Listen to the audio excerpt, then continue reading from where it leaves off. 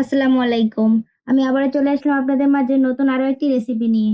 আজকে আমি তৈরি করে দেখাবো একটি নাস্তার রেসিপি, যা 1 কাপ ময়দা ও সেদ্ধ আলু দিয়েই তৈরি করা যায়, খুবই সহজভাবে ঘরে থাকা উপকরণ দিয়েই। তাহলে চলুন শুরু করা যাক।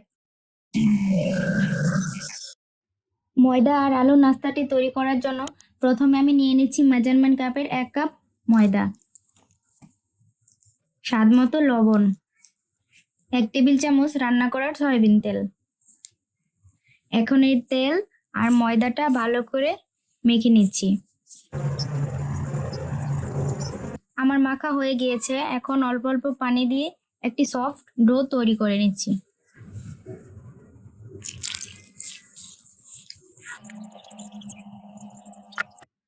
আমার ডোটা করা হয়ে গিয়েছে। এখন ঢাকনা দিয়ে ঢেকে রেখে দিচ্ছি 10 মিনিটের জন্য। A few moments later. এখন আমি নাস্তাটার ভেতরের পুরটা রেডি করে নেব। তার জন্য আমি এখানে চুলায় একটি প্যান বসিয়ে 2 টেবিল চামচ তেল গরম করে নিয়েছি। এখন এতে দিয়ে দিচ্ছি সামান্য আদা কুচি, দিচ্ছি 2টির মতো কাঁচামরিচ কুচি, তারপর নেড়ে চেড়ে একটু ভেজে নিচ্ছি।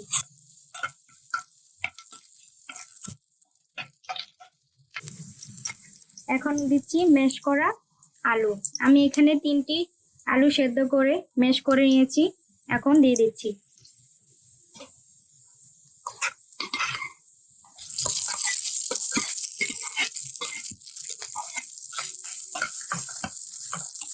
এখন দিচ্ছি স্বাদ মতো লবণ, 1/2 চামচ মরিচ গুঁড়া, 1/2 চামচ জিরা গুঁড়া। সবগুলো উপকরণ একসাথে নেড়ে চেড়ে ভালো করে মিশিয়ে নিচ্ছি।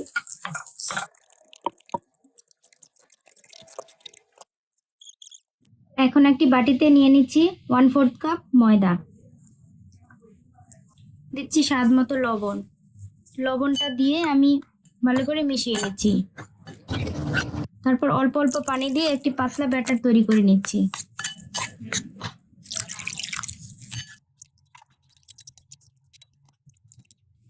ঠিক এরকম একটি ব্যাটার তৈরি করে নিলাম। এখন আমি এখানে যে ডোটা তৈরি করে রেখেছিলাম সেটা নিয়ে একটি পাতলা বড় সাইজের রুটি তৈরি করে নেব। রুটিটা পাতলা হবে।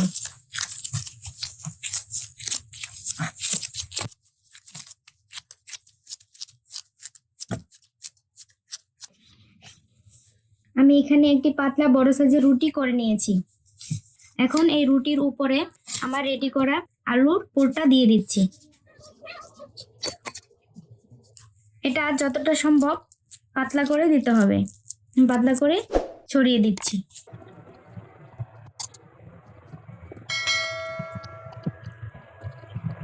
আমি পুরো রুটির মধ্যে ছড়িয়ে দিয়েছি আলুটা। এখন এক সাইড থেকে আমি মুড়িয়ে নিচ্ছি। দেখতেই পাচ্ছেন আমি কিভাবে করছি।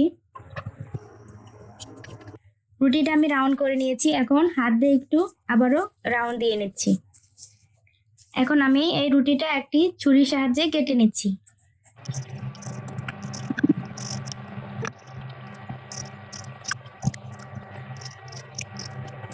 দেখুন আমি সবগুলো কেটে নিয়েছি। এখন হাতে নিয়ে আমি এভাবে হাতের সাহায্যে প্রেস করে দেব। আমি সবগুলো এভাবে করে নিচ্ছি।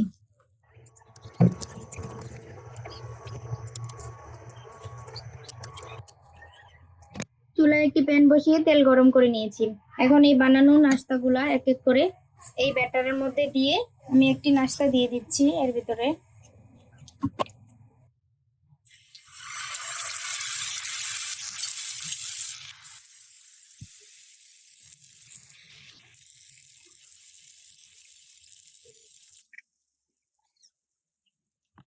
দেখুন আমার নাস্তা সবগুলো ভাজা হয়ে গিয়েছে। সুন্দর একটি কালার চলে এসেছে। এখন আমি উঠিয়ে নিচ্ছি।